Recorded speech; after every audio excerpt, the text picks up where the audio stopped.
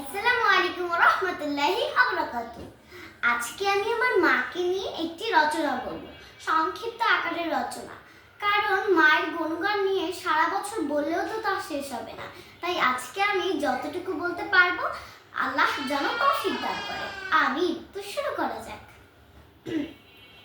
আমার মায়ের নাম মহিমা ইসলাম মুনা। তিনি একজন গৃহিণী। তিনি অত্যন্ত পরিশ্রমী। আমার মা ধার্মিক ও আল্লাহ ভীরু। তিনি একজন মরলিমা। আর সবচেয়ে ইম্পর্টেন্ট কথা হচ্ছে তিনি আমার মা ধাই ইল্লাল্লাহর কাজ করেন। তিনি আমাদের পরিবারের জন্য সুস্বাদু ও মজাদার খাবার রান্না করেন, তাতে তার যতই শরীর খারাপ হোক। আর সেই খাবারগুলো আমরা মজা করে খাই। তিনি আমার প্রথম শিক্ষক।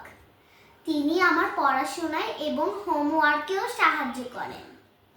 তিনি প্রত্যেকদিন খুব ভোরে ঘুম থেকে উঠে নামাজ পড়ে কোরআন তেলাওয়াত করেন এবং আমাকেও সহিহ কোরআন শিক্ষা দেন। তিনি তারপরে আমাকে মাদ্রাসা থেকে আনা নেওয়া করেন।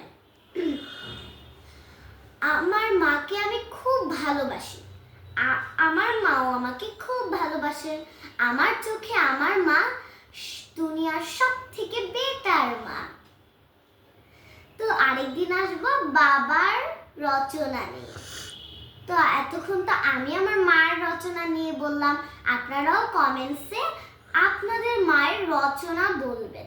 আল্লাহ হাফেজ, আবার দেখা হবে।